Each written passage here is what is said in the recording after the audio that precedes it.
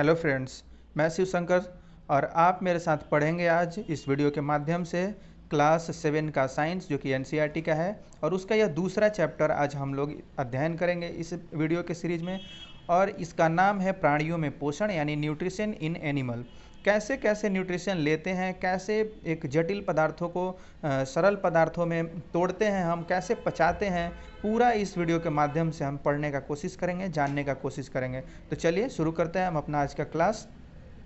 तो प्राणियों के पोषण में पोषक तत्वों की आवश्यकता, आहार के अंतर्ग्रहण, ठीक है, आहार को जब हम लेते हैं, खाते हैं, आहार के अंतर्ग्रहण की विधि और शरीर में इसके उपयोग की विधि सन्निहित सम्मिलित है। ये सारे क्या है इस विधि में, मतलब हमारे जो पाचन है उसमें सम्मिलित है। कैसे हम भोजन लेते हैं, ग्रहण करते हैं, उसके बाद कैसे उसको खाते हैं, ठीक है। कार्बोहाइड्रेट जैसे कुछ संगठक जटिल पदार्थ हैं। कार्बोहाइड्रेट जैसे कुछ जो संगठक हैं वो क्या हैं, जटिल पदार्थ हैं। और इनका पाचन कैसे होता है, इनको हम क्या करते हैं, सीधे उसी रूप में नहीं ले सकते हैं, उसी रूप में हम नहीं पचा सकते हैं। अनेक जंतु क्या है इन जटिल पदार्थों का उपयोग सीधे इसी रूप में नहीं कर सकते, अतः इन्हें सरल पदार्थों में बदलना आवश्यक है। जैसे निम्न आरेख द्वारा दिखाया गया है कि जटिल पदार्थों का सरल पदार्थों में, ये आपका जटिल पदार्थ जो कि एक सीरीज के रूप में होता है, ये जुड़ा रहता है। अब इसको सरल पदार्थों में तोड़ा जाता है। तो कैसे तोड़ा जाता है और इनको क्या कहा जाता है? जटिल खाद्य पदार्थों को सरल खाद्य पदार्थों में परिवर्तित होना या टूटना विखंडन कहलाता है। जटिल खाद्य पदार्थ जब एक सरल खाद्य पदार्थ में टूटते हैं या विखंडित होते हैं तो इनको क्या कहलाता है? विखंडन कहलाता है। परिवर्तित होते हैं जब छोटे छोटे टुकड़ों में, तथा इस प्रक्रम को हम पाचन कहते हैं। ये पूरा जो प्रक्रिया है जब टूट करके विघटित होते हैं, विखंडित होते हैं, इसको क्या कहते हैं? हम पाचन कहते हैं, यानी कि डाइजेशन कहते हैं। अब देखते हैं इसमें जो पहला टॉपिक है हमारा इस चैप्टर में, उसको पढ़ते हैं कि खाद्य अंतर्ग्रहण की विभिन्न विधियां। जो डाइजेशन की और खाना खाने की अनेक विधियां जो हैं उसको हम देखते हैं, ठीक है। अब यह शुरू होता है। भोजन के अंतर्ग्रहण की विधि विभिन्न जीवों में भिन्न भिन्न होती है। सही बात है, भिन्न भिन्न होती है, हर जीव एक जैसा खाना नहीं खाते हैं। तो अब क्या है, मधुमक्खी एवं मरमर पक्षी जो हमिंग बर्ड है, पौधों का मकरंद चूसते हैं। ये क्या करते हैं, आपका जो मधुमक्खी हैं और जो मरमर हमिंग बर्ड है वो पौधों से मकरंद यानी कि उसका शहद के रूप में चूस लेते हैं, उसके मीठे रस को चूस लेते हैं।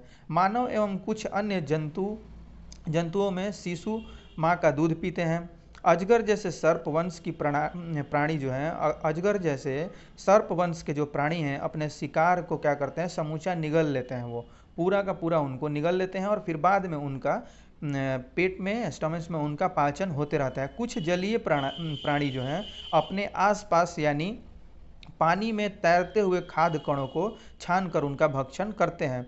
जो जलीय प्राणी हैं वो क्या करते हैं कि अपने आसपास जो भी छोटे जंतु या छोटे जीव पाए जाते हैं उनको क्या करते हैं, वो छान करके उनका भक्षण कर लेते हैं, पकड़ के उनका भक्षण कर लेते हैं, ठीक है। तो इस प्रकार से हमने देखा कि विभिन्न प्रकार के जो प्राणी हैं वो क्या करते हैं, विभिन्न प्रकार से भिन्न भिन्न तरीके से भोजन करते हैं। अब अद्भुत सत्य जो है उसको देख लेते हैं। एक क्या है, आपका अमेजिंग फैक्ट इसमें दिया हुआ है। ये अमेजिंग फैक्ट इसको देख लेते हैं। स्टार फिश यानी कि तारा मछली कैल्शियम कार्बोनेट के कठोर कवच वाले जंतुओं का आहार करती हैं, ठीक है। यह क्या करती हैं, कैल्शियम कार्बोनेट की जो कठोर कवच से जंतु बने होते हैं उनका ये भक्षण करते हैं, उनको ये भोजन के रूप में लाते हैं। स्टारफिश कैल्शियम कार्बोनेट के कठोर कवच वाले जंतुओं का आहार करती हैं। अब कवच खोलने के बाद यह अपने मुख से अपना आमाशय बाहर निकाल लेती हैं, ठीक है। कवच खोल करके ये क्या करती हैं, अपने आमाशय को बाहर निकाल लेती हैं तथा जंतु के कोमल भागों को खाती हैं।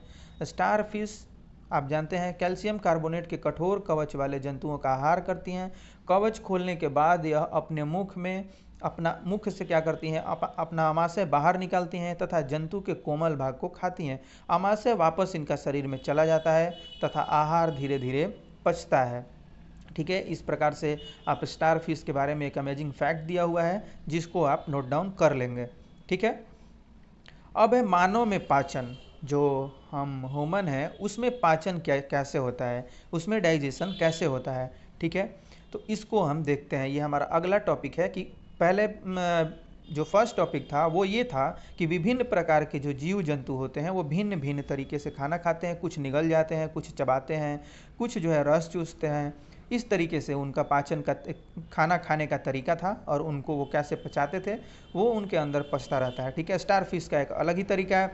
तो अब देखते हैं भोजन एक सतत नली से गुजरता है। मनुष्य में, मानव में क्या होता है, भोजन सतत नली से गुजरता है। ठीक है, जो मुख गुहिका से प्रारंभ होकर गुदा तक जाती है। एक पूरा का पूरा तंत्र बना हुआ है मुख गुहिका, यानी कि हमारा जो वोकल कैविटी है उससे होकर के पूरा कहाँ तक जाता है, हमारे एनस तक जाता है, मल द्वार तक जाता है। ये पूरा का पूरा एक पाचन तंत्र का हिस्सा होता है। ठीक है, गुहिका तक, मुख गुहिका से प्रारंभ होकर गुदा तक जाता है, यानी कि एनस तक जाता है यहाँ से। ठीक है, उसके बाद क्या होता है, पूरा जो हम अध्ययन करेंगे इस नली को विभिन्न भागों में बांट सकते हैं। ठीक है, ये पूरा जो नली है हमारा, इसको आप विभिन्न भागों में बांट सकते हैं। मुख गुहिका यानी कि वोकल कैविटी। ठीक है, अब ग्रास नली जो है, ग्रास नली या ग्रासिका जिसको बोलते हैं, ग्रास नली या ग्रासिका यानी कि एसोफेगस। ठीक है, ये ग्रास नली या ग्रासिका यानी कि एसोफेगस। ठीक है, इसको सबका मैं एक बार इंग्लिश में, अंग्रेजी में नाम बता दे रहा हूँ जो कि आपको हिंदी से ज़्यादा उसको याद रखने में आसानी होगी। अमाशय है, उसके बाद अमाशय यानी कि पैंक्रियाज है, उसके बाद क्षुद्रांत यानी कि स्मॉल इंटेस्टाइन है, उसके बाद बृहदांत है आपका यानी कि लार्ज इंटेस्टाइन है, और उसके बाद आपका आता है मलद्वार यानी कि एनस। ठीक है, large intestine, small intestine, stomach, oesophagus और वोकल कैविटी। ये आपका नीचे से ऊपर की ओर था और ऊपर से नीचे की ओर आपका ये है कि मुख गुहिका यानी कि वोकल कैविटी, उसके बाद आपका ग्रास नली, एसोफेगस, फिर अमाशय स्टोमच, अमाशय यानी कि स्टोमच, क्षुद्रांत यानी कि स्मॉल इंटेस्टाइन, बृहदांत यानी कि लार्ज इंटेस्टाइन। आपको मैं सारा बता दे रहा हूँ, और मलद्वार यानी कि एनस। ठीक है, आप ये समझ गए होंगे। उसके बाद आता है आपका, क्या यह बहुत लंबा मार्ग नहीं है। आप ये देख रहे हैं कि क्या यह बहुत लंबा मार्ग नहीं है। यहाँ आप ध्यान देंगे, अमाशय को मैंने पैंक्रियाज बोल दिया था, जो कि उसको अग्नाशय को बोलते हैं। ठीक है, तो ये अमाशय यानी कि स्टोमच होता है, पूरा का पूरा एक हिस्सा स्टोमच होता है। ठीक है, अब आगे बढ़ते हैं। ये सभी भाग मिलकर आहार नाल का निर्माण करते हैं, यानी कि पाचन नली का निर्माण करते हैं। पूरा ये जो भी आप देख रहे हैं, पूरा 6 जो सिस्टम है, पूरा 6 के 6 मिलकर के क्या करते हैं, आहार नाल का निर्माण करते हैं, और ये पूरा पाचन तंत्र को विकसित करते हैं। जैसे जैसे भोजन विभिन्न भागों से गुजरता है, उसके विभिन्न घटकों का पाचन भी क्रमिक रूप से होता जाता है। ठीक है, जैसे जैसे आपका भोजन, हमारे मुख से ही भोजन का पचना प्रारंभ हो जाता है, दांत तोड़ता है, लार उसमें मंड या स्टार्च में बदलते हैं, फिर भोजन को, कार्बोहाइड्रेट को छोटे छोटे टुकड़ों में तोड़ते हैं, जो जटिल पदार्थ है उसको, फिर जा करके धीरे धीरे आपका अग्नाशय में ये सारा कुछ होता हुआ निकल जाता है अमाशय से, और फिर आपका ये लार्ज इंटेस्टाइन, स्मॉल इंटेस्टाइन, और उसके बाद एनस से बाहर निकलता है। ठीक है, अमाशय की आंतरिक भित्ति यानी कि जो इसका इनर पार्ट होता है, उससे क्षुद्रांत यानी कि क्षुद्रांत तथा बाहर नाल से संबद्ध विभिन्न ग्रंथियाँ जैसे कि लार ग्रंथि, यकृत, अग्नाशय पाचक रस स्रावित करती हैं। ये सभी क्या हैं, आपका पाचक रस स्रावित करने वाली ग्रंथियां हैं। ठीक है, अमाशय की आंतरिक भित्ति, अमाशय जो होता है हमारा यानी कि स्टोमच होता है, उसका आंतरिक भित्ति यानी कि क्षुद्रांत यानी स्मॉल इंटेस्टाइन, और फिर आहार नाल आपका जो एसोफेगस है, ये सभी क्या करती हैं, लार ग्रंथि, ये अमाशय, अग्नाशय है आपका, यहाँ इसको पैंक्रियाज बोलते हैं, अग्नाशय को। ठीक है, ये सभी क्या करती हैं, पाचक रस स्रावित करती हैं, और यह पाचक रस क्या करता है, जटिल पदार्थों को उनके सरल रूप में बदलता है। आहार नाल एवं संबद्ध ग्रंथियां मिलकर पाचन तंत्र का निर्माण करती हैं। जो आपका केवल आहार नाल ही पूरा पाचन तंत्र नहीं कहलाता है, आहार नाल और जो संबद्ध ग्रंथियां हैं यानी कि आपका यकृत है, लार ग्रंथि है, अग्नाशय है, ये सारा मिल करके डाइजेशन सिस्टम का, डाइजेस्टिव सिस्टम का निर्माण करती हैं। ठीक है, ये निर्माण करते हैं। अब हम देखते हैं, ये आप देख रहे हैं मुख गुहिका यानी कि वोकल कैविटी है, फिर यहाँ पे स्लाइवरी ग्लैंड है, यहाँ लार ग्रंथि, ये लाला ग्रंथि जो है इससे निकलता है, आपका लार निकलेगा, और उसके बाद क्या होता है कि ये ग्रासिका, इससे खाना नीचे जाता है, यकृत है आपका, यकृत है, फिर पित्ताशय है, यकृत है, पित्ताशय है, और उसके बाद अमाशय, स्टोमच, अग्नाशय, सारा का हम अग्नाशय ये रहा आपका, ये ग्रंथि है जो कि स्टोमच में ही हमारे होता है, ठीक है। क्षुद्रांत है, यहाँ स्मॉल इंस्टेंटाइन है, ये जो आप देख रहे हैं छोटा, और ये बड़ा जो भाग आप इससे निकल के जो मल द्वार को अटैच होता है ये बृहदांत है, ये मल द्वार है, गुदा है, यानी कि एनस है हमारा, जो जिससे मल बाहर निकलता है। हम जो अपशिष्ट पदार्थ हैं शरीर के उनको बाहर निकालते हैं मल द्वार से, एनस से, ठीक है। अब मुख एवं मुख गुहिका, ठीक है, माउथ एंड वोकल कैविटी जो क्या होता है उसका पूरा का पूरा एक हम संरचना समझ लिए। अब इसको हम पढ़ेंगे, ठीक है।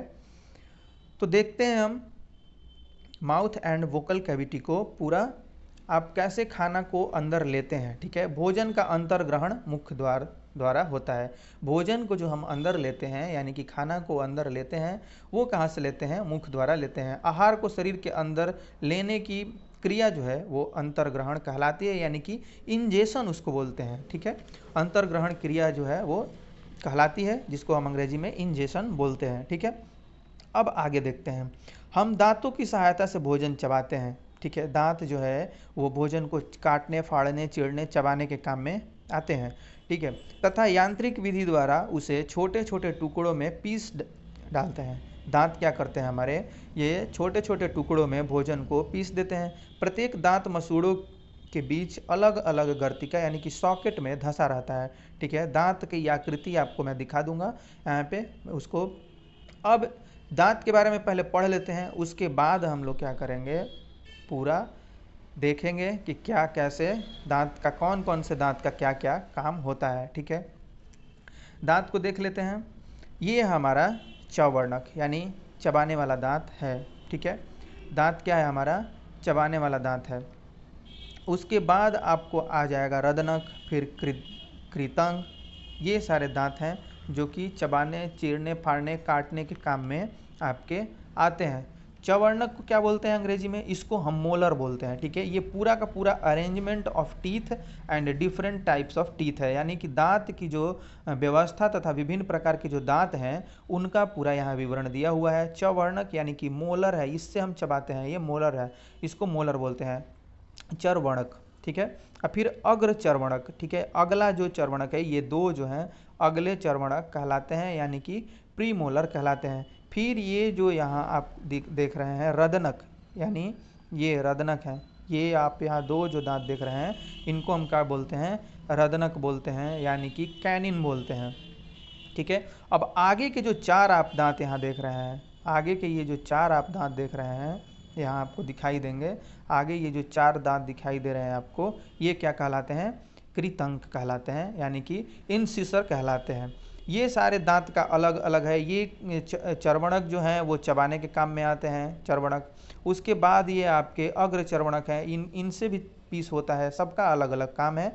रदनक हैं, चीरने फाड़ने, यहाँ से ये बहुत मजबूत दांत होता है, इसको आप तिरछा करके कोई भी अगर कठोर वस्तु है, कठोर खाद्य पदार्थ है जो नहीं कटता है, इससे हम काटने का कोशिश करते हैं, रदनक से, यानी कि कैनिन से काटने का कोशिश करते हैं। और अमूमन हम इसको ज़्यादा इस्तेमाल करते हैं, जो ऊपर नीचे के दांत हैं इनको काटने के लिए ज़्यादा इस्तेमाल करते हैं। ऐसे जो कोमल हैं या कोई और भी खाद्य पदार्थ हैं इनको इनसिसर से यानी कि कृदंत से काटने का कोशिश करते हैं। तो पूरा ये हमारा दांत की व्यवस्था ये आप देख सकते हैं। अब आगे हम बढ़ते हैं और आगे पढ़ने का कोशिश करते हैं। अब देखते हैं दूध के दांत, ठीक है।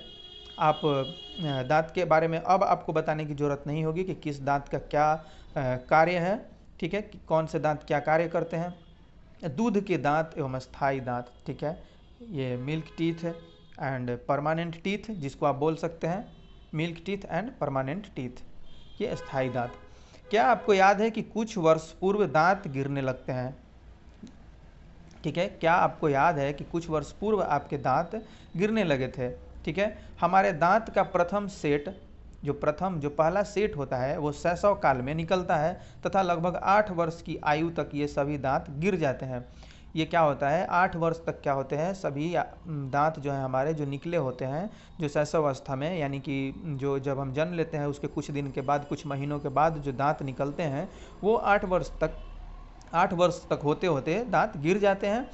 और इन्हें दूध के दांत कहते हैं। ये जो दांत गिर जाते हैं इनको क्या कहते हैं? दूध के दांत कहते हैं, यानी कि मिल्क टीथ कहते हैं। ठीक है। और अब क्या होता है, फिर आगे होता है इन दांतों के स्थान पर दूसरे दांत निकलते हैं। इन दांतों के स्थान पर क्या होता है? दूसरे दांत निकलते हैं जो अस्थाई दांत कहलाते हैं, यानी कि परमानेंट टीथ आपके कहलाते हैं। मिल्क टीथ होता है जो कि 8 वर्ष तक पूरा का पूरा आपका जो भी शैशवावस्था में दांत निकला था वो दांत गिर जाते हैं। उसके बाद परमानेंट टीथ आपके आते हैं, यानी कि स्थायी दांत आते हैं। सामान्य स्वस्थ व्यक्ति के स्थायी दांत पूरे जीवन भर बने रहते हैं, तथापि वृद्ध में ये प्रायः गिरने लगते हैं। वृद्धावस्था में ये प्रायः गिरने लगते हैं। ठीक है। इसको पूरा दांत के बारे में, यहाँ दांत से ही चीड़फाड़ हो रहा था, मुंह के पास आए थे हम लोग, वोकल कैविटी को पढ़ रहे थे, तो दांतों के बारे में हमने सारा कुछ क्या हुआ पढ़ लिए। ठीक है। अब दांतों को पढ़ लिए पूरा, कैसे कैसे क्या क्या होते हैं। मिल्क टीथ होते हैं, दूध के दांत होते हैं, स्थायी दांत होते हैं, कितने वर्ष में ये गिर जाते हैं, फिर आते हैं तो ये बाद तक रहते हैं। ठीक है। अब यहाँ हम लोग देखते हैं कि उबला चावल, चबाया चावल। ठीक है। चावल पहले उबलता है जल में, फिर क्या बनता है? पक जाता है। उसके बाद ये चावल क्या होता है? चबाया जाता है हमारे मुंह के द्वारा। फिर मंड एवं लार का जो प्रभाव होता है, मंड पर लार का जो प्रभाव होता है उसको दिखाया गया है। ठीक है। आगे हम लोग इसके बारे में विस्तृत पढ़ेंगे, लेकिन अब देखते हैं मिठाइयाँ और दांत क्षय। ठीक है। मिठाइयाँ और दांत क्षय, स्वीट्स एंड टूथ डिके, इसको देख लेते हैं। दांत के बारे में पहले पूरा पढ़ लेते हैं, उसके बाद पूरे पाचन तंत्र को पढ़ेंगे। सामान्यतः हमारे मुख में जीवाणु पाए जाते हैं। हमारे मुख में जीवाणु पाए जाते हैं। ये क्या होते हैं? जीवाणु जो, परंतु इनसे हमें कोई हानि नहीं होती। फिर भी खाने के पश्चात यदि हम दांत एवं मुख साफ न करें तो मुख में अनेक हानिकारक जीवाणु वास करके वृद्धि करने लगते हैं। ठीक है। पहले से होते हैं, लेकिन यदि हम उनको साफ नहीं करते हैं तो ये क्या करते हैं? हानिकारक जीवाणु वास करने लगते हैं और इनकी वृद्धि होने लगती है। हानिकारक जीवाणुओं की वृद्धि होने लगती है। ये जीवाणु दांतों के बीच फंसे भोजन की शर्करा का विघटन कर अम्ल में निर्मोचित कर देते हैं। ठीक है। जो शर्करा होता है, हमारे दांतों में फंसा हुआ भोजन का जो कण होता है, उसके शर्करा को क्या करते हैं? ये अम्ल में विघटन करके अम्ल में निर्मोचित कर देते हैं, यानी कि इसको अम्ल बना देते हैं। यह जानने के लिए अम्ल क्या है आप अगले अध्याय में पढ़ेंगे। अध्याय इसका जो 5 है उसमें हम लोग पढ़ेंगे। ठीक है। इसे दंत क्षय कहते हैं। यह जानने के लिए कि अम्ल क्या है, अध्याय 5 देखिए। यह अम्ल धीरे धीरे दांत को क्षति पहुंचाते हैं। जो आपके शर्करा को विघटित करके अम्ल में निर्मोचित किया जाता है हमारे मुख के द्वारा, और जो हम मुख जब अपना ब्रश नहीं करते हैं या मुंह को धोते नहीं हैं, साफ़ नहीं करते हैं, तो ये क्या करते हैं? अम्ल में निर्मोचित होते हैं, शर्करा को विघटित करके करते हैं यही जीवाणु, और ये अम्ल हमारे दांतों को क्षति पहुंचाते हैं। इसे दंत क्षय कहते हैं, यानी कि टूथ डिके कहते हैं। यदि समय रहते, ठीक है, यदि समय रहते इसका उपचार न किया जाए तो दांतों में असह्य पीड़ा होने लगती है तथा चरम अवस्था में टूटकर गिर जाते हैं। चॉकलेट, ठंडे पेय तथा चीनी युक्त मिठाई व अन्य जो पदार्थ हैं वो दंत क्षय के लिए मुख्य रूप से उत्तरदायी है। ठीक है। क्या क्या उत्तरदायी हैं? ये चीनी और मीठे, चॉकलेट, मिठाइयाँ, ठंडे पेय पदार्थ, ये सभी क्या हैं? दंत क्षय के आपके कारण बन सकते हैं। अतः प्रत्येक व्यक्ति को प्रतिदिन कम से कम क्या करना चाहिए? दंत क्षय से बचने के लिए प्रत्येक व्यक्ति को कम से कम 2 बार ब्रश अथवा दातुन करनी चाहिए तथा कुछ भी खाने के तुरंत बाद कुल्ला करना चाहिए। मुख के अंदर गंदी उंगली अथवा बिना धुली वस्तु नहीं डालनी चाहिए। आप ये ध्यान रखेंगे कि मुख के अंदर कोई भी गंदी चीज़ या गंदी वस्तु को नहीं डालेंगे। अब यहाँ आप देखिए कि लार जो है, लार रस चावल के मंड को शर्करा में बदल देता है। जो हमारा लार रस है वो क्या करता है? चावल के मंड को शर्करा में बदलता है। ठीक है। अब देखते हैं, जीभ एक मांसल पेशीय अंग है। ठीक है। जीभ क्या है? जीभ हमारा क्या है? जो मांसल पेशीय अंग है, यानी कि मांस का बना होता है, जो पीछे की ओर मुख गुहिका के अधर तल से जुड़ी होती है। ये पीछे की तरह, यानी कि जो आपका मुख गुहिका है उससे ये क्या होते हैं?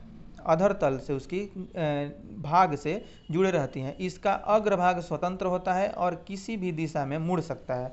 ठीक है, इसका जो अगला भाग होता है यह स्वतंत्र होता है और किसी भी दिशा में मुड़ जाता है, किसी भी दिशा में मुड़ने के लिए तैयार होता है, मुड़ने के लिए स्वतंत्र होता है।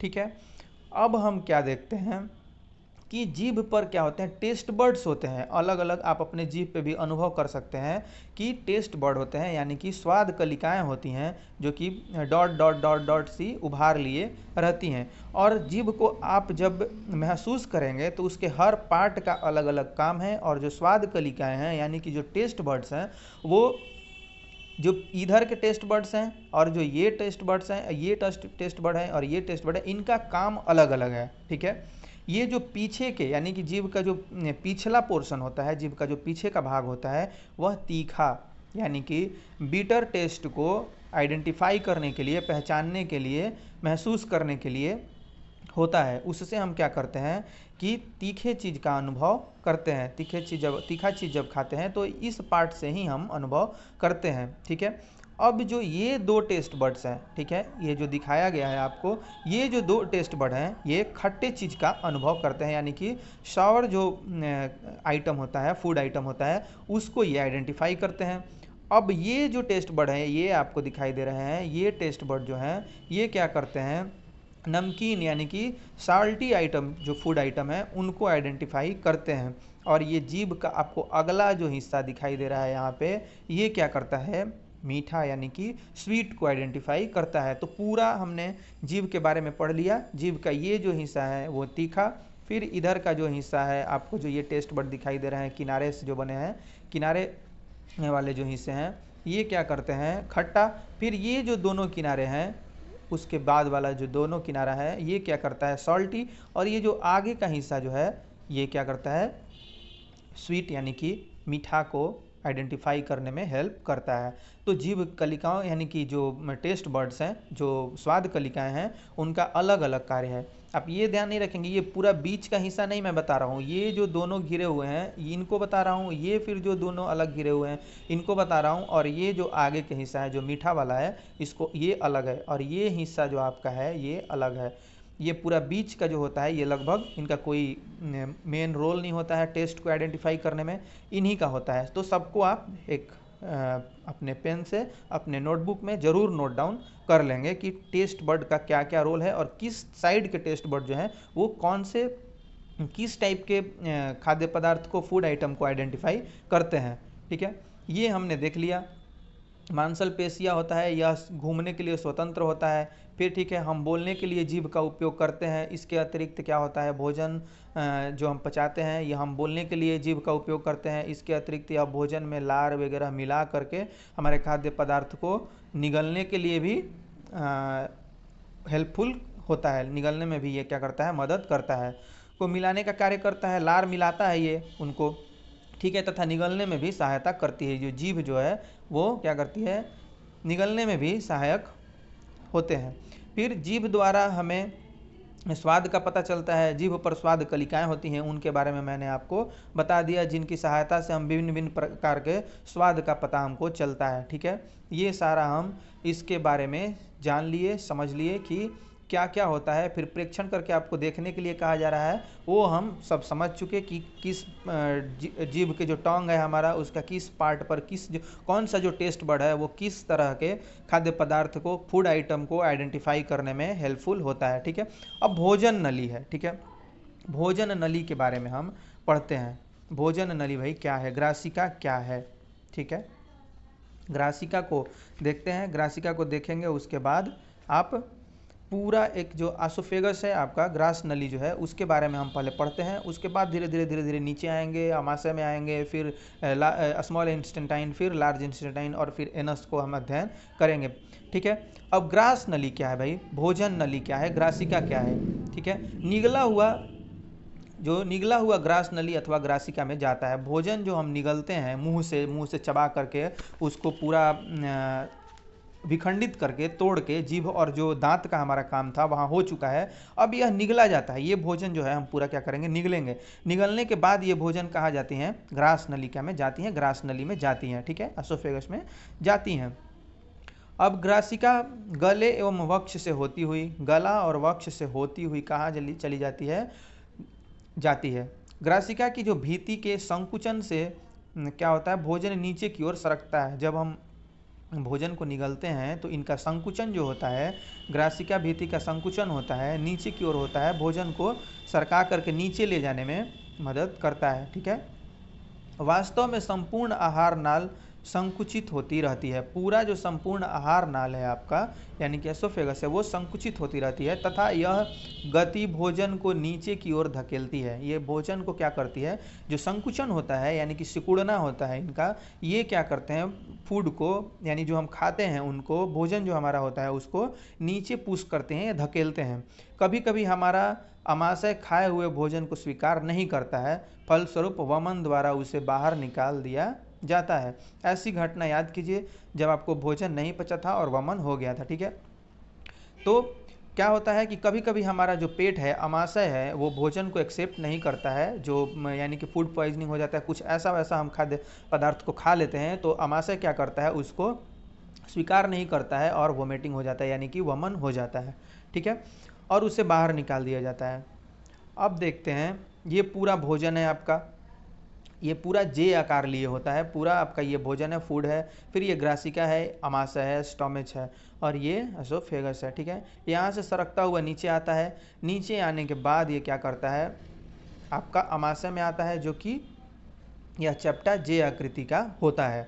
अमाशय पढ़ते हैं हम, स्टोमच के बारे में पढ़ते हैं। अमाशय का क्या काम है, जो खाया हुआ खाना था मुंह में हम लोग चबाएं, फिर उसके बाद ग्रास नली से होता हुआ वो नीचे आता है, अमाशय में पहुंचता है, यानी कि हमारे पेट में आता है। ठीक है, अमाशय मोटी भीति वाली थैली नुमा संरचना है। अमाशय क्या है, मोटी भीति वाली थैली नुमा संरचना है। यह चपटा एवं जे की आकृति का होता है। ठीक है, यह कैसा होता है, चपटा एवं जे की आकृति का होता है। आहार नाल का सबसे चौड़ा भाग है। यह जो आहार नाल है इसका क्या है, सबसे चौड़ा भाग है, और यह एक ओर ग्रासिका से खाद्य प्राप्त करता है तथा दूसरी ओर यह क्षुद्रांत में खुलता है। एक ओर ऊपर के तरफ से क्या करता है, ग्रासिका से खाद्य को प्राप्त करता है, यानी कि फूड जो है, जो तोड़ा फोड़ा टूटा हुआ विघटित जो विखंडित फूड है, उसको क्या करता है, ग्रासिका से प्राप्त करता है, तथा दूसरी ओर वो क्षुद्रांत यानी कि हमारा जो स्मॉल इंटेस्टाइन है उसमें खुलता है और उसमें जाता है। ठीक है, वहाँ पहुँचता है। अमाशय का आंतरिक स्तर जो है, अमाशय का आंतरिक स्तर श्लेष्म, हाइड्रोक्लोरिक अम्ल तथा पाचक रस स्रावित करता है। अमाशय का आंतरिक भाग हमारा क्या करता है, आंतरिक स्तर जो है, सतह जो क्या करता है, श्लेष्म, हाइड्रोक्लोरिक अम्ल तथा पाचक रस स्रावित करता है। यह क्या करता है, हाइड्रोक्लोरिक अम्ल को और पाचक रस को स्रावित करता है। श्लेष्म अमाशय के आंतरिक स्तर को सुरक्षा प्रदान करता है।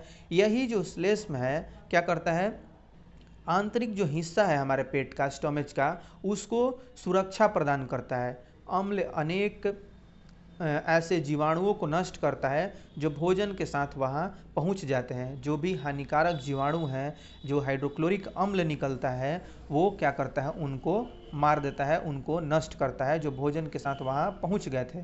साथ ही यह माध्यम को अम्लीय बनाता है। ठीक है, यह क्या करता है, माध्यम को अम्लीय बनाता है, जिससे पाचक रसों को क्रिया करने में सहायता होती है। पाचक रस यानी कि जठर रस प्रोटीन को सरल पदार्थों में विघटित करते हैं। ठीक है, क्या करते हैं, ये प्रोटीन जो होता है, प्रोटीन का जो प्रोटीन एक जटिल खाद्य पदार्थ है, इसको क्या करता है, विघटित करता है। जो हमारा पाचक रस है, जिसको हम जठर रस बोलते हैं, जठर रस क्या करता है, इसको पूरा का पूरा हिस्सा जो है प्रोटीन का, वो विघटित करता है। पाचक रस प्रोटीन को सरल पदार्थ में विघटित कर देता है। और श्लेष्म जो है वो क्या करता है, अमाशय के आंतरिक स्तर को सुरक्षा प्रदान करता है। इस तरीके से आप सबका फंक्शन जो है समझ गए होंगे। अब कभी कभी आप जल्दी जल्दी खाते हैं। ठीक है, इसको देख लेते हैं। ये जो भी बॉक्स में दिया हुआ है पूरे एनसीईआरटी का बुक में, वो बहुत इंपॉर्टेंट है, इसलिए हम उसको देख लेते हैं। कभी कभी आप जल्दी जल्दी खाते हैं अथवा खाते समय बात करते हैं, आपको खांसी उठती है या हिचकी आती है अथवा घुटन का अनुभव होता है। ठीक है, ये सारे जो आप महसूस करते हैं, घुटन या खांसी, जल्दी जल्दी आप खाते हैं या बात करते करते खाते हैं, आपको हिचकी आने लगती है, तो इन सब चीज़ों का आप अनुभव करते हैं। ठीक है, यह खाद्य कणों के श्वास नली में प्रवेश करने के कारण होता है। ठीक है, यह जो खाद्य का जो पार्टिकल है, हमारा फूड का जो पार्टिकल है छोटा सा, वो क्या होता है, श्वसन नली में प्रवेश कर जाता है। जहाँ हम सांस लेते हैं, जहाँ से वो नली प्रारंभ होती है, उसमें ये क्या करता है, प्रवेश कर जाता है। फिर अब श्वास नली नासिका से आने वाली वायु को फेफड़े तक ले जाती है। यह ग्रासिका क्या करती है, यह ग्रासिका के साथ साथ चलती है, परंतु ग्रसनी में वायु एवं भोजन मार्ग एक ही होते हैं। ग्रसनी में क्या कहते हैं, वायु एवं भोजन मार्ग एक ही होते हैं। फिर भोजन को श्वास नली में प्रवेश करने से किस प्रकार रोका जाता है। ठीक है, अब किस प्रकार उनको रोका जाता है। भोजन निगलने के समय एक मांसल रचना वल्व का कार्य करती है। जो मांसल रचना है, नीचे आप देखे होंगे, भोजन निगलने के समय एक मांसल जो रचना है हमारे मुंह में, वो निकला हुआ रहता है, वो वल्व के रूप में काम करता है, जो श्वसन नली को ढक लेता है। वह क्या करता है, हमारे विंड पाइप को क्या करता है, श्वसन नली को क्या करता है, ढक लेता है, तथा भोजन को ग्रसनी में भेज देता है। वहाँ से वो क्या करता है, वायु को अलग कर देता है, और जो खाना है हमारा फूड आइटम है उसको ग्रसनी में भेज देता है, एसोफेगस में भेज देता है। संयोगवश यदि भोजन के कण श्वसन नली में प्रवेश कर जाते हैं तो हम घुटन का अनुभव करते हैं तथा हिचकी आती है या खांसी उठती है। जो मेन आपका रोल है वहाँ पे, वो किसका है, जो मांसल रचना है यानी कि वॉल्व है वो, और हम बात करते रहते हैं इधर उधर और फिर खाते हैं तो वो क्या करता है, ठीक ढंग से काम नहीं करता है, और अचानक से हमारा जो फूड पार्टिकल है वो श्वसन नली में चला जाता है। ये छोटा कण जो होता है खाना का, वो श्वसन नली में चला जाता है, तो इसलिए हमें क्या होती है, हिचकी आने लगती है और घुटन महसूस होता है। तो खाने समय क्या करना चाहिए, बात नहीं करनी चाहिए। ठीक है, अब पूरा हम पढ़ रहे हैं आमाशय के बारे में। यकृत जो होता है गहरे लाल भूरे रंग की ग्रंथि होती है। पूरा यहाँ तक हम पढ़ लिए थे, नहीं माफ़ कीजिएगा। अब हम क्षुद्रांत को पढ़ते हैं।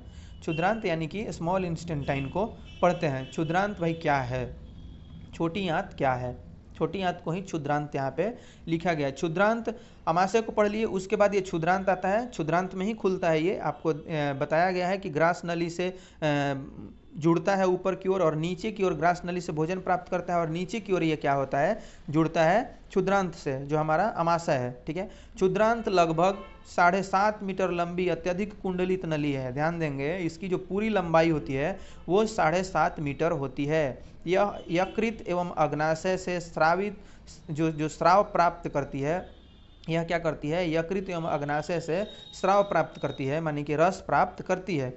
इसके अतिरिक्त इसकी भीति से भी कुछ रस स्रावित होते हैं। इसके भी अंदर से जो, जैसे कि अमाशय जो हमारा था वो श्लेष्म स्रावित करता था और HCl को स्रावित करता था, वैसे ही क्षुद्रांत की भी जो भीति होती है, वॉल जो उसका होता है, दीवार जो होती है उसकी, वो क्या करती है, ये भी रस को स्रावित करती है। ठीक है, रस को ये क्या करते हैं, स्रावित करते हैं।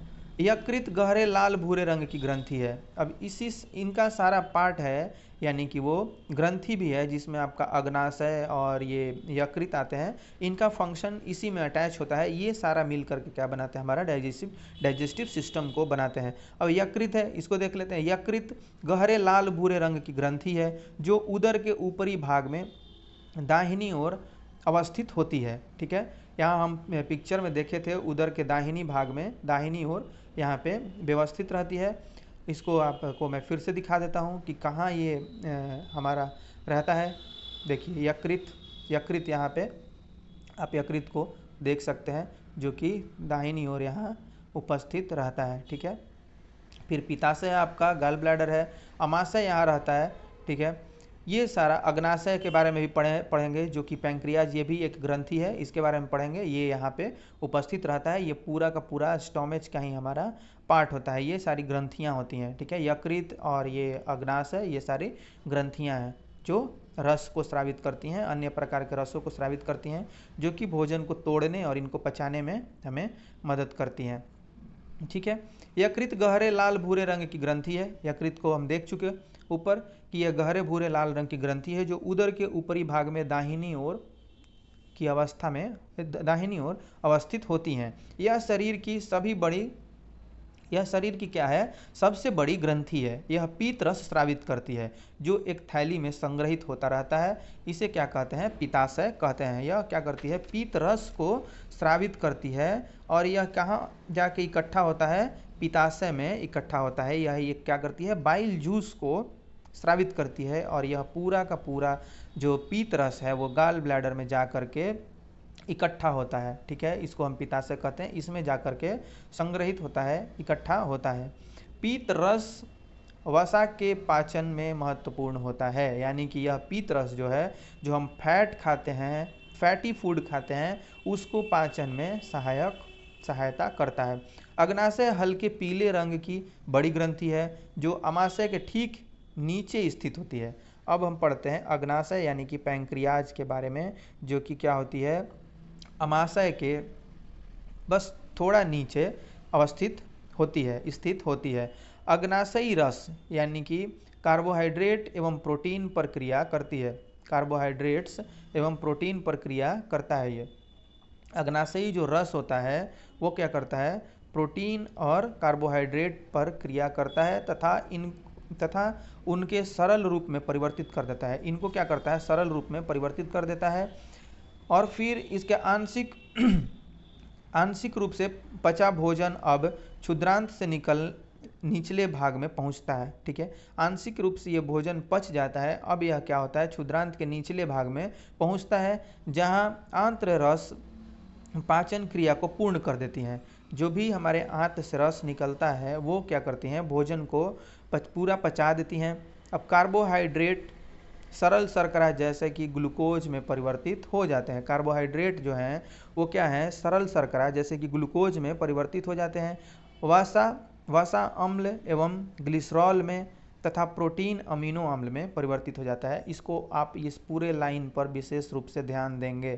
ठीक है, ये इम्पॉर्टेंट है परीक्षा के लिए।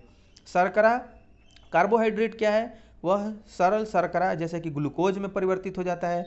और वसा क्या है, वसा अम्ल। ठीक है, वसा किस में होता है, वसा अम्ल एवं ग्लिसरॉल में, तथा प्रोटीन जो होता है वो एमिनो अम्ल में परिवर्तित हो जाता है। फैट जो हमारा होता है वो फैटी एसिड और ग्लिसरॉल में। कार्बोहाइड्रेट जो होता है वो ग्लूकोज में। इसके बाद प्रोटीन जो होता है अमीनो अम्ल में परिवर्तित हो जाती है। यहाँ पे ही हमारे क्षुद्रांत में ही, ठीक है, क्षुद्रांत में ही क्या होती है, परिवर्तित हो जाती है। अब क्षुद्र अंत में अवशोषण, ठीक है, इनका ऑब्जर्प्शन कैसे होता है, ऑब्जर्प्शन इन स्मॉल इंस्टेंटाइन। ठीक है, क्षुद्र आंत में, छोटी आंत में जो हम खाना खाते हैं उनका अवशोषण कैसे होता है, इनका ऑब्जर्प्शन कैसे होता है। ठीक है, पचा हुआ भोजन अवशोषित होकर क्षुद्रांत की भीति में स्थित रुधिर वाहिकाओं में चला जाता है। जो भी रुधिर वाहिकाएं हैं उनमें ये चले जाते हैं। ठीक है, अब इस प्रक्रम को अवशोषण कहते हैं। ये पूरा जो प्रक्रम है वो अवशोषण कहलाता है, यानी कि ऑब्जर्प्शन कहलाता है। क्षुद्रांत की आंतरिक भित्ति पर उंगली के समान उभरी हुई संरचनाएं होती हैं। इनमें क्या होती हैं, उंगली नुमा, आप जैसे कि पूरा ये आप देख रहे हैं इंस्टेंटाइन, इसमें उंगली नुमा ये संरचना बनी होती है। इनको क्या कहते हैं, ये क्या होती हैं, उभरी हुई संरचना होती है, जिन्हें दीर्घ रोम अथवा रसांकुर कहते हैं। ठीक है, दीर्घ रोम यानी कि ये रसांकुर कहते हैं इनको। विली, यही विली है, VILLI, विली है, जो कि बहुत सारी होती हैं, इसलिए यह प्लूरल है विली। सिंगुलर इसका विली का होता है विलस, VILLUS। ठीक है, तो ये पूरा रसांकुर बहुत सारे होते हैं। यही क्या करते हैं, जो भी हम खाना खाते हैं उसमें क्या क्या होता है और क्या क्या जो भी हम इम्पोर्टेंट हमारे शरीर के लिए होता है, विटामिन्स और सारा जो खून से जो भी बनता है, खून में आता है, ये सारा रसांकुर ही चूस करके, अवशोषण करके, ऑब्जर्व करके हमारे शरीर के विभिन्न हिस्सों में पहुंचाते हैं। ये इम्पोर्टेंट है। रसांकुर यानी कि विल्ली होती हैं जो क्षुद्रांत में ही होती हैं, छोटी आंत में ही होती हैं। दीर्घ रोम क्या होता है, पचे हुए भोजन के अवशोषण हेतु, दीर्घ रोम पचे हुए भोजन के अवशोषण हेतु तल के क्षेत्र को बढ़ा देता है। अब प्रत्येक दीर्घ रोम में सूक्ष्म रुधिर वाहिकाओं का जाल फैला रहता है।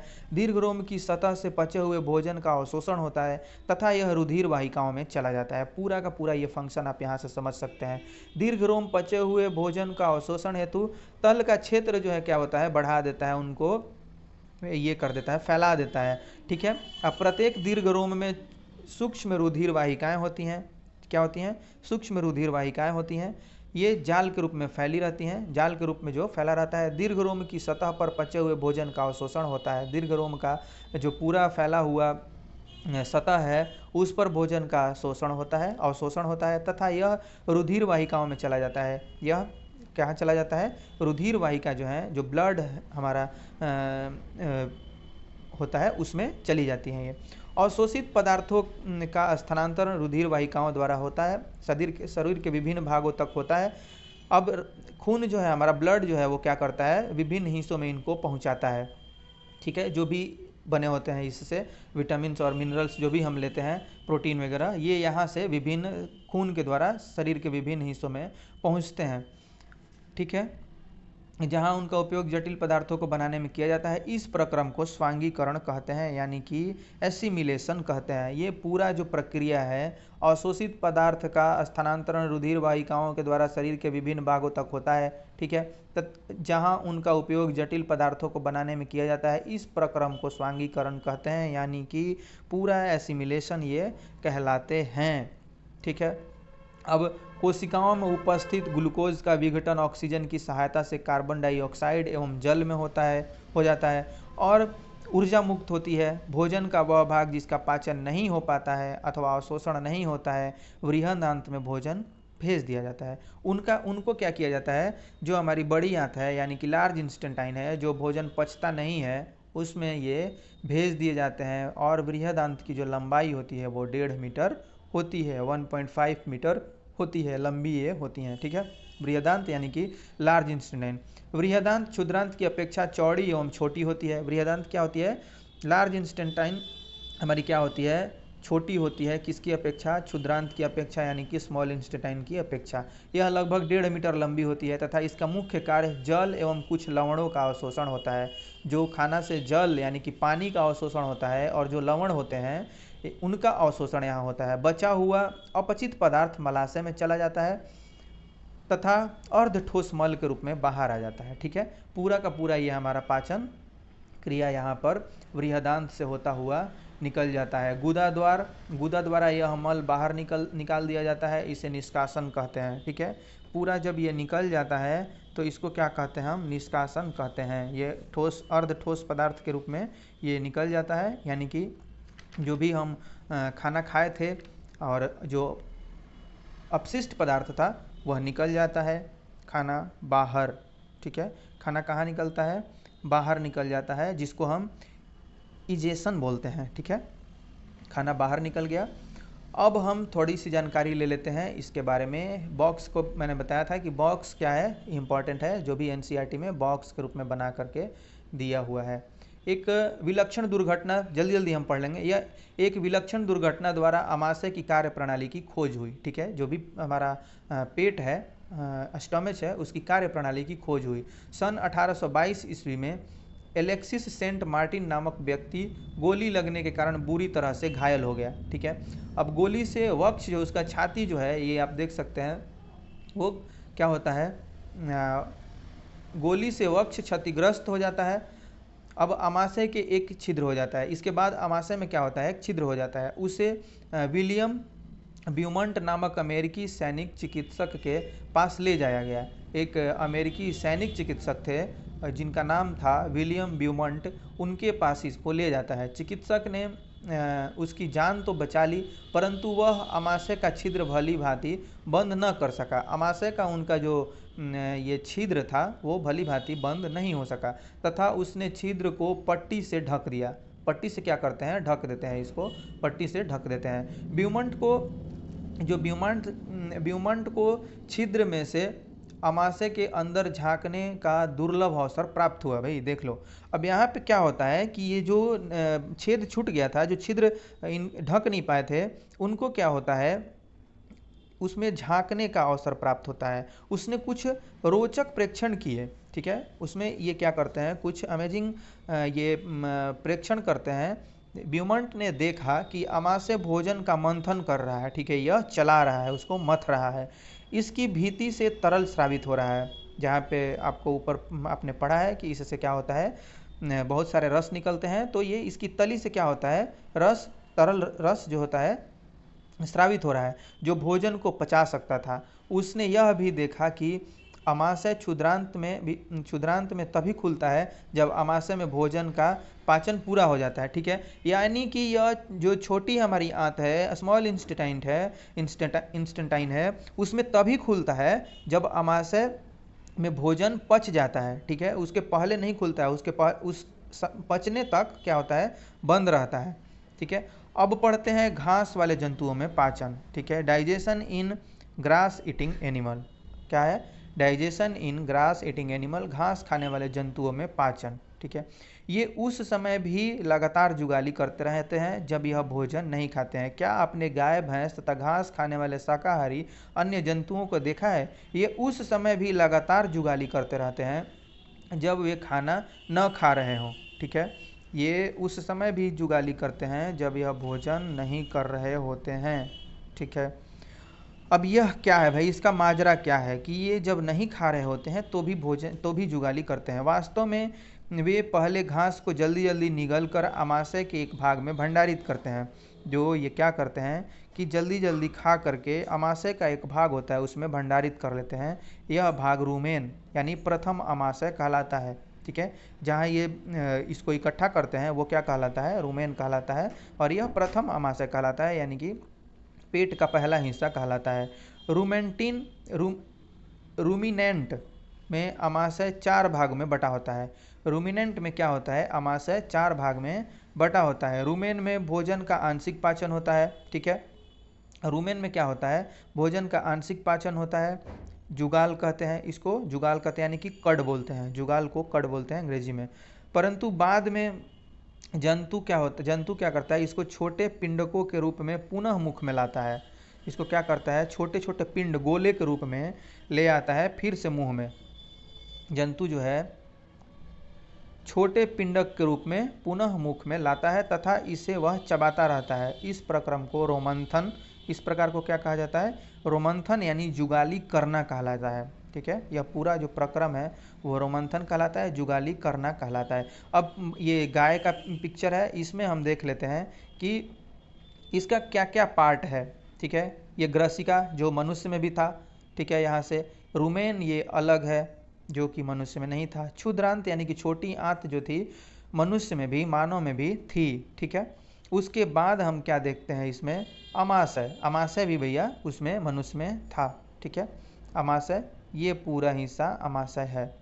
ठीक है, अंधनाल ये नहीं था, अंधनाल भी नहीं था। बृहदांत था, बड़ी आंत थी वहाँ पे, अंधनाल नहीं था। तो ये कुछ भिन्न है मनुष्य के पाचन क्रिया से, इनको हम देख लेते हैं। ठीक है, अब देखते हैं जुगाली करना कहते हैं इनको, तथा ऐसे जंतु जो हैं वो रूमिनेंट कहलाते हैं अथवा रोमंथी कहलाते हैं। जो जुगाली करके अपना भोजन पचाते हैं और खाना को फिर से छोटे छोटे पिंड के रूप में बाहर निकाल करके गोले के रूप में उनका जुगाली करते हैं, ऐसे जो जीव हैं वो क्या कहलाते हैं, रूमिनेंट कहलाते हैं अथवा रोमंथी कहलाते हैं। ठीक है, घास में सेलुलोज की प्रचुरता होती है। घास में हमारा क्या होता है, सेलुलोज की प्रचुरता होती है। ठीक है, जो एक प्रकार का कार्बोहाइड्रेट है, जो हम कार्बोहाइड्रेट लेते हैं उसी तरह से ये घास को खाते हैं जिसमें सेलुलोज होता है। ठीक है, जो कि कार्बोहाइड्रेट का ही एक प्रकार है। किसी रूमिनेंट अथवा रोमंथी पशु, हिरन आदि के रूमेन में सेलुलोज का पाचन करने वाले जीवाणु पाए जाते हैं। हमारे भी शरीर में अनेक प्रकार के जीवाणु होते हैं, तो ये सेलुलोज के ही पाचन के लिए उसमें जीवाणु पाए जाते हैं। ठीक है, इनके रूमेन में, जो रूमेन होता है उसमें जीवाणु पाए जाते हैं जो कि सेलुलोज के पाचन में सहायक होते हैं। बहुत से जंतु एवं मानव सेलुलोज का पाचन नहीं कर पाते हैं। बहुत से जो जंतु हैं और मानव जो हैं वो सेलुलोज का पाचन नहीं कर पाते हैं। ठीक है, ये सेलुलोज का पाचन नहीं कर पाते हैं। अब जानवरों जैसे घोड़ा, जानवर है जैसे घोड़ा, खरगोश आदि में क्षुद्रांत एवं बृहदांत के बीच एक थैली नुमा बड़ी संरचना होती है जिसे अंधनाल कहते हैं। वहाँ ऊपर आपने देखा था जो अंधनाल यानी कि इसको आप कैकम बोल सकते हैं, कैसम बोल सकते हैं, सीकम बोल सकते हैं, जो भी आप इसका उच्चारण करें, CAECUM, सीकम। ठीक है, इसको बोल सकते हैं अंधनाल को। भोजन के सेलुलोज का पाचन यहाँ पर कुछ जीवाणुओं द्वारा किया जाता है जो मनुष्य के आहार नाल में अनुपस्थित होता है। यह क्या होता है? मनुष्य के आहार नाल में नहीं होता है। आप यहाँ देखेंगे मनुष्य के आहार नाल में नहीं होता है। ये आपका क्षुद्रांत है यहाँ, ये यानी कि आप मनुष्य में नहीं देख सकते हैं। मनुष्य में आपको ये नहीं दिखाई देंगे। क्षुद्रांत दिखाई देंगे। ये जो आपका अंधनाल है, माफ़ कीजिएगा, अंधनाल नहीं दिखाई देगा। क्षुद्रांत तो स्मॉल इंटेस्टाइन है। ये जो हिस्सा है आपको मनुष्य में नहीं दिखाई देगा। सीकम जो है वो नहीं दिखाई देगा। ठीक है, अब पढ़ते हैं हम अमीबा के बारे में। अमीबा में संभरण एवं पाचन। अमीबा में कैसे संभरण होता है और कैसे पाचन होता है। अमीबा कैसे भोजन को खाते हैं और कैसे भोजन को पचाते हैं। Feeding and digestion in amoeba. ठीक है, अमीबा जलाशयों में पाया जाता है। अमीबा कहाँ पाया जाता है? जलाशयों में पाया जाने वाला एक कोशिकीय जीव है, यानी कि सिंगल सेल्ड जीव है। अमीबा की कोशिका में एक कोशिका झिल्ली होती है। ठीक है, यानी कि सेल मेम्ब्रेन होता है, एक कोशिका झिल्ली होती है, एक गोल सघन केंद्रक यानी कि न्यूक्लियस होता है, केंद्रक, एवं कोशिका। आप ध्यान से पढ़ते जाएंगे, ध्यान से सुनते जाएंगे। एवं कोशिका द्रव में बुलबुले के समान क्या होता है? कोशिका द्रव में बुलबुले के समान अनेक धानियाँ होती हैं। धानियाँ यानी कि वैक्यूल्स होती हैं। ठीक है, अमीबा निरंतर अपनी आकृति एवं स्थिति बदलता रहता है। इसकी एक विशेष गुण है, यह हमेशा अपनी आकृति एवं स्थिति को बदलता रहता है। यह एक अथवा अधिक उंगली के समान प्रवर्ध निकालता रहता है। यह एक अथवा अधिक उंगली के समान प्रवर्ध निकालता रहता है, जिन्हें हम पदाव कहते हैं। जिन्हें क्या कहते हैं? प्रवर्ध निकालता है, यानी प्रोजेक्शन निकालता रहता है। और इसको हम क्या बोलते हैं? पदाव कहते हैं, यानी कि आप इसको शेडोपोडिया बोल सकते हैं। PSEUDOPODIA, यानी P इसमें साइलेंट हो जाएगा और शेडोपोडिया आप बोल सकते हैं। ठीक है, अब अमीबा क्या करता है? जिन्हें पदाव कहते हैं, जो इन्हें गति देने एवं भोजन पकड़ने में सहायक होता है।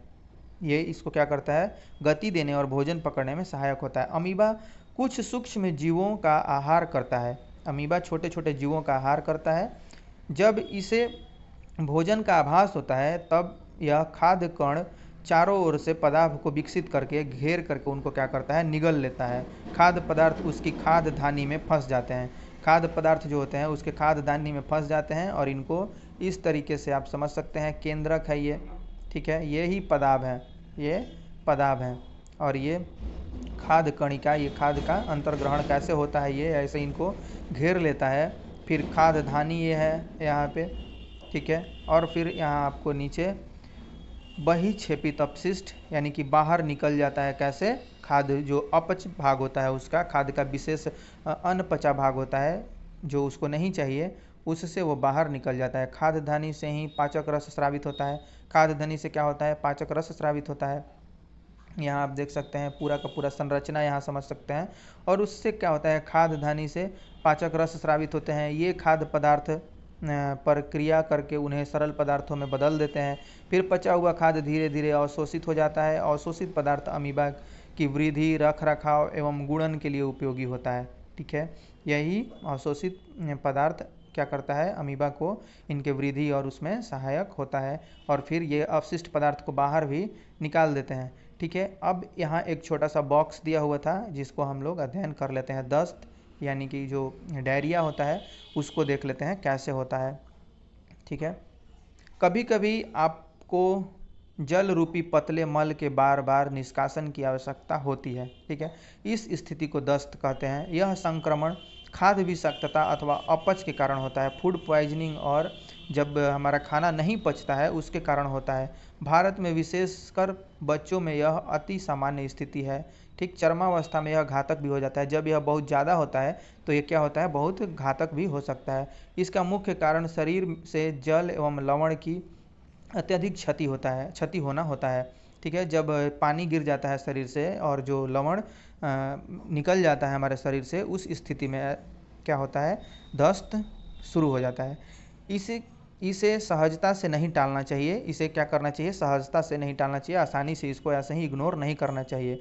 चिकित्सक के पास जाने से पूर्व ही रोगी को उबाल कर ठंडा किए हुए जल में एक चुटकी नमक एवं चीनी घोलकर पिलाना चाहिए। इसे जीवन रक्षक घोल अथवा ORS कहते हैं। ठीक है, इसको ओरल रिहाइड्रेशन सॉल्यूशन हम लोग बोलते हैं। ठीक है, अब ये चैप्टर हमारा ख़त्म हो गया यहाँ पूरा। इसका पूरा हम देख लेते हैं आपने क्या सीखा है, उसको पढ़ लेते हैं सारांश, इससे हमको पता चल जाता है। ये पूरा पढ़ते हैं और फिर क्या करेंगे, ख़त्म कर देंगे। जंतु पोषण में क्या होता है? जंतु पोषण में पोषण आवश्यकताएं, भोजन अंतर्ग्रहण की विधियां एवं शरीर में इनका उपयोग सम्मिलित है। आहार नाल अथवा स्रावी ग्रंथियां संयुक्त रूप से मानव के पाचन तंत्र का निर्माण करती हैं। मुख गुहिका, ग्रासिका, अमाशय, क्षुद्रांत, बृहदांत और मलाशय में क्या होती है? समाप्त हो जाती है। ठीक है, गुदा सम्मिलित होते हैं इसमें। पाचक रस स्रावित करने वाली ग्रंथियां हैं जो लाला ग्रंथि, ठीक है, फिर यकृत, उसके बाद अग्नाशय, ये सभी क्या हैं? ग्रंथियां हैं जो कि पाचक रस को स्रावित करती हैं। आमाशय की भीति एवं क्षुद्रांत की भीति भी पाचक रस स्रावित करती है। आमाशय और जो हमारा क्षुद्रांत होता है यानी कि स्मॉल इंटेस्टाइन होता है, उसका भी जो वॉल होता है, इनर वॉल होता है, वो भी रस को स्रावित करता है। विभिन्न जीवों में भोजन ग्रहण करने की विधियाँ भिन्न होती है। पोषण एक जटिल प्रक्रम है जिसे अंतर्ग्रहण, पाचन, अवशोषण, स्वांगीकरण और निष्कासन इसमें शामिल होता है। ठीक है, अब मंड जैसे कार्बोहाइड्रेट का पाचन मुख में ही प्रारंभ होता है। प्रोटीन का पाचन आमाशय में प्रारंभ होता है। यकृत द्वारा स्रावित पीत अग्नाशय से अग्नाशयी रस स्राव एवं क्षुद्रांत भीति द्वारा स्रावित पाचक रस की क्रिया से भोजन के सभी घटकों का पाचन क्षुद्रांत में पूरा होता है। जो छोटी आंत है उसमें ये सारी घटनाएं होती हैं। जल एवं कुछ लवण बृहदांत में अवशोषित होते हैं। अवशोषित पदार्थ शरीर के विभिन्न भागों को स्थानांतरित कर दिए जाते हैं। बिना पचे अपशिष्ट जिनका अवशोषण नहीं होता मल के रूप में गुदा द्वारा शरीर के बाहर निकल जाते हैं। ठीक है, यह पूरा गाय, भैंस एवं हिरण, ठीक है, गाय, भैंस एवं हिरण जैसे घास खाने वाले जंतु रोमंथी या रूमिनेंट कहलाते हैं। वे पत्तियों का अंतर्ग्रहण तीव्रता से करके उन्हें निगल लेते हैं तथा रुमेन में भंडारित कर लेते हैं। कुछ अंतराल बाद भोजन पुनः मुख में आ जाता है और पशु धीरे धीरे जुगाली कर उसे चबाते हैं। अब अमीबा में भोजन का अंतर्ग्रहण पदार्थ की सहायता से होता है। ठीक है, किसकी सहायता से? पदार्थ से की सहायता से होता है, सेडुपोडिया की सहायता से होता है। ठीक है, तथा इसका पाचन खाद्यधानी में होता है। ठीक, खाद्यधानी यानी कि फूड वैक्यूल में होता है। पूरा का पूरा चैप्टर ये हमारा ख़त्म हो गया, जिसको हमने बहुत ही विस्तार से इसका अध्ययन किया है। और पूरा वीडियो को आप ध्यान से देखेंगे, सुनेंगे और इससे आप एक नोट्स अपना बनाने का कोशिश करेंगे। बाकी अगले वीडियो में डिस्कशन हम लोग किसी और चैप्टर का यानी कि तीसरे चैप्टर का करेंगे।